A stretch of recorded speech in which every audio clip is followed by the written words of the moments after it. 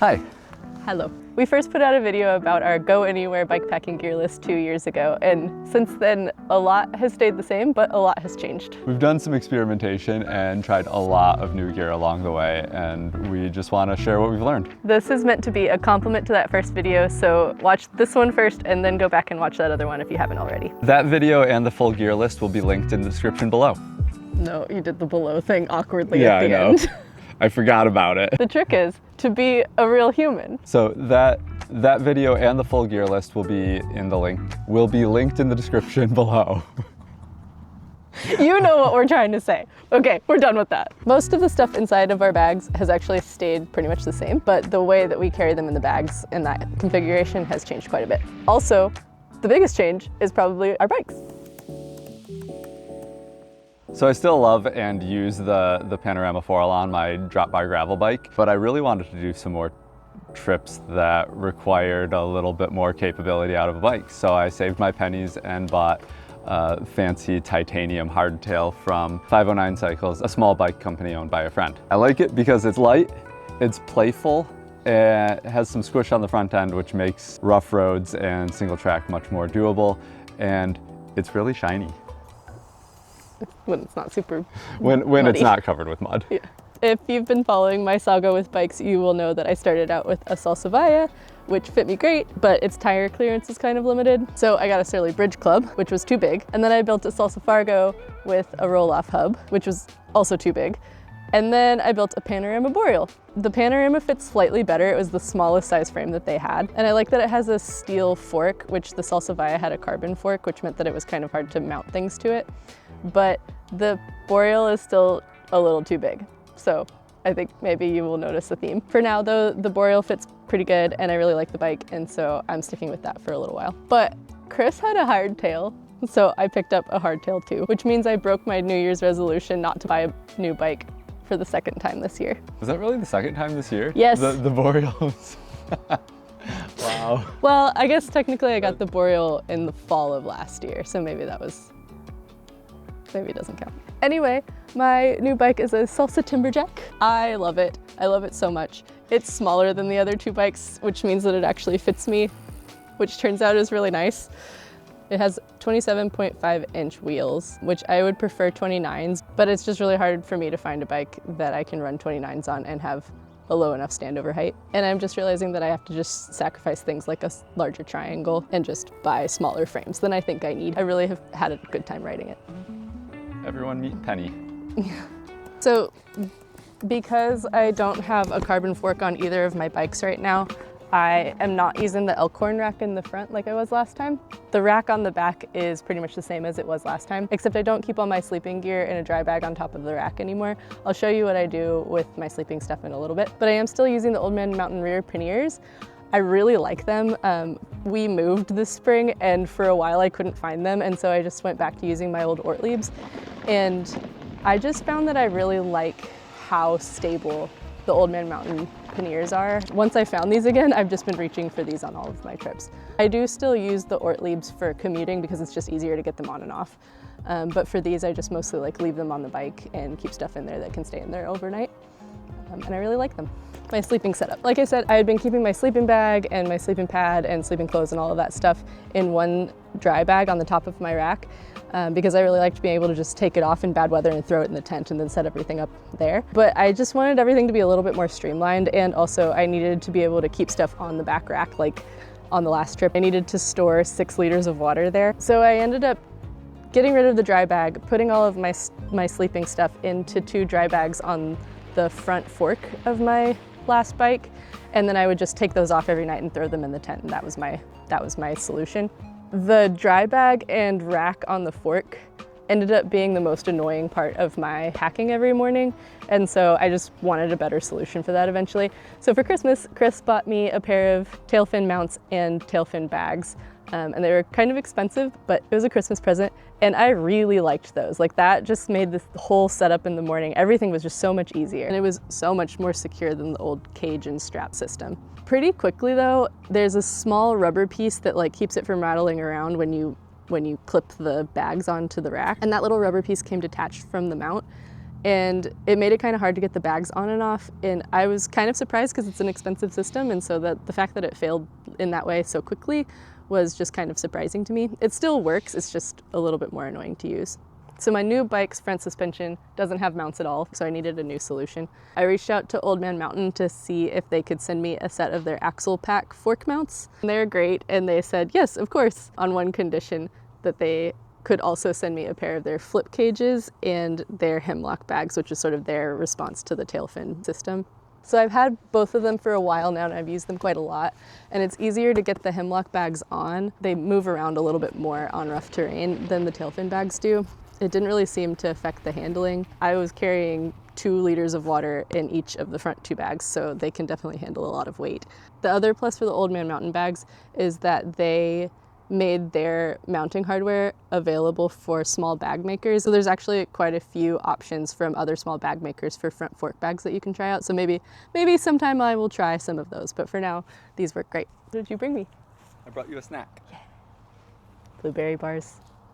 No, those aren't for sale. They were just fun. They could be. Okay, so the other problem I was having was how to store my camera. So I had been using the Swift Industries Paloma handlebar bag because I like to be able to open it while I was riding, but I just used it so much that some of the mounting pieces just started breaking and wearing down. And so lately I've been using the Swift Industries Catalyst, which I like. It's definitely a little bit more secure on rough terrain, but you can only open it from the front. That makes it harder to access my camera if I want to keep it in there when we just like stop and take a shot all of a sudden.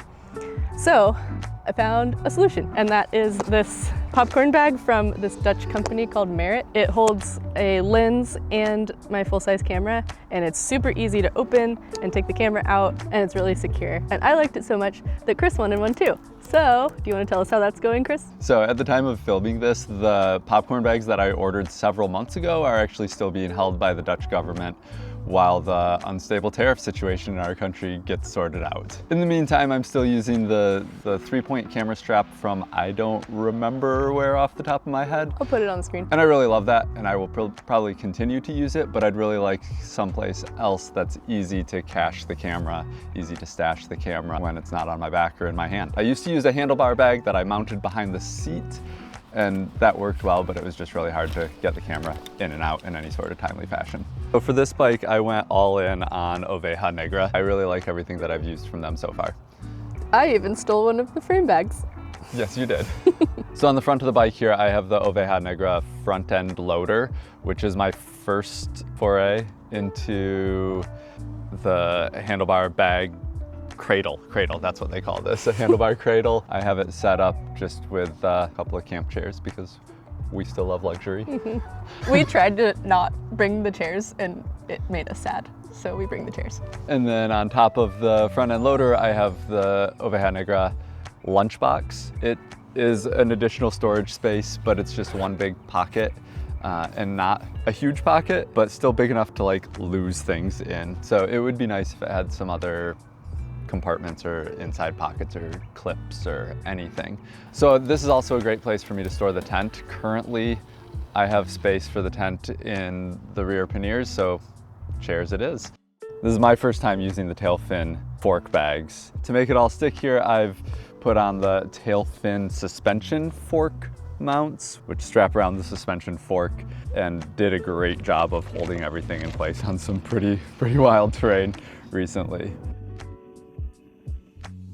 Tell me about your water. So I still have 2 water bottles up front. These are a little bit larger than the Nalgene's. They hold like 1.2 liters each. And then I have 2 liters underneath and then another 1.2 here.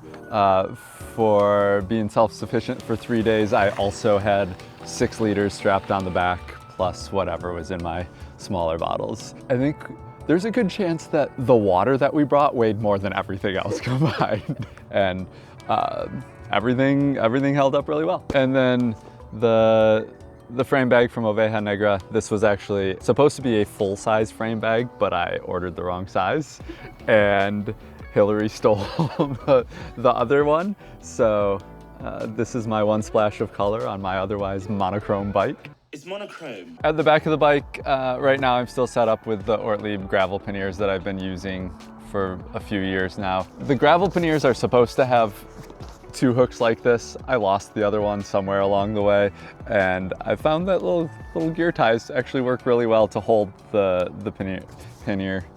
Pannier. Someone in a comment once told us that pannier means cheese in India. We call them panniers. You can call them panniers if you want to. If you do though, I insist you must call your chamois a chamois. Anyway, yeah, the gear ties work great to keep the rattles to a minimum. Supporting the Ortliebs is an Old Man Mountain divide rack. This worked really well. It's super stable, gets everything out of the way, and provides a nice platform to strap 6 liters of water to, and to keep mud off your back when the water's empty.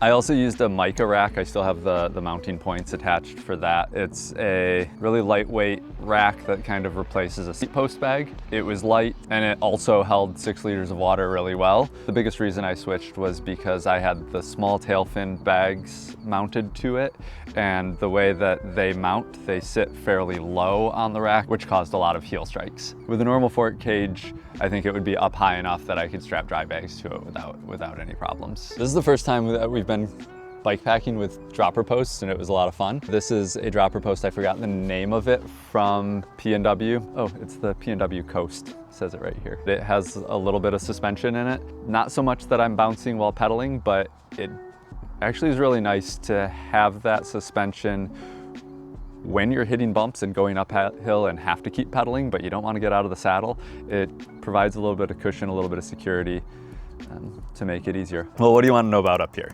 The handlebars themselves are SQ Labs 30 by 15, I think is just what it's called. It has a 15-degree back sweep and a slight rise. It's been really comfortable. I feel like my wrists are at a more neutral, more natural position, and they haven't been as tired at the end of a long day of riding. I also have the SQ Labs inner bar ends, and I love them. I think that I find myself, like, my hands on the bar ends is now like my default hand position if I'm just riding, and then if things get a little bit spicier, or anytime I'm going downhill and going fast on the actual grips. But if I'm just chilling, the inner bar ends are quite comfortable, a nice change of position. I'm spending most of the time looking at Hillary instead of you. I apologize. She's more attractive. And then the same Peak Designs phone mount that I think Hillary was using last time, I was won over, and also have that on my bike. It's amazing. The Rotgeist Space Link, great for holding the top tube bag in place. For my handlebars, I was using the Jones bars for a while, but I just keep coming back to these Denham bars. They have less sweep, so they feel better on more technical terrain. And I really like the horns I just like grab onto them when I'm climbing. I'm actually thinking of getting another pair of these for my Boreal, just because I like them so much. Or sort of a similar solution would be Tumbleweed Persuader bars with inner bar ends. So if you are looking for something similar, just consider that. Also, my new bike has a derailleur. It is I never remember these things. Shimano SLX 12-speed with 10 to 51 teeth in the back and a 30-tooth cog in the front. Now that we've gotten that out of the way. The range is nice, but oh my gosh, I miss my roll-off. I can't shift while standing still. I can't shift from first gear all the way to 14th gear in one hand movement. It's a pretty nice derailleur, so it doesn't give me too many problems, but still, it will sometimes just randomly go out of alignment and like shift 3 pedal strokes after I've actually shifted, or click for no reason. You know, I should really carry a derailleur hanger now in case this one gets damaged. And I just feel like internally geared hubs are so much better. I cannot wait until I save up enough for a 27.5 wheel with a roll-off hub, and I will get off my soapbox now. So I also am running a Shimano 12-speed drivetrain. It's 30 teeth up front, and then I don't know exactly what it is in the rear. 10 to 50, 10 to 52. I've been through a lot of different tires over the last couple of years. My favorite has been the Victoria Mescals because they just like felt really secure to me on corners. They were light and they rolled really fast and they were quiet. Right now I'm kind of limited by my rims, which came stock with my bike. So the smallest I can do is 2.6, and I really wanted tan sidewalls, and they didn't have 2.6 tan sidewalls in the Mezcals. So I am running Terravale Hondos on the front and back. Eventually when I get a different wheel set, I will probably get slightly narrower rims so that I can run slightly smaller tires. So I am running Vittoria Mezcals on my bike, and they're 2.35s, I believe. While riding the local trails to get familiar with this bike, I noticed that these tires are definitely less grippy than the knobbier tires that I have on my full suspension bike. But if coasting speed downhill is any indication, these definitely roll faster than Hillary's, but that might also be just due to the width. A few people have asked us if we got a new tent because they saw this tent in our Chelan video. And it's not new to us, but I guess it's new to the channel. It's our backpacking tent. It is a Z-Pax triplex. It's made of Cuban fiber, which I think has a different name now. It's not freestanding, so we don't usually take it on bikepacking trips because often we end up camping like on slick rock or like in a building. As far as what's inside our bags, that's pretty much the same. Some of the stuff inside does change based on the trip, of course. You can watch the old video for all of those details. We'd love to hear what changes you've made and which ones made the biggest difference. A huge thank you to our patrons who motivate us to make a video every month. And other than that, we'll see you soon.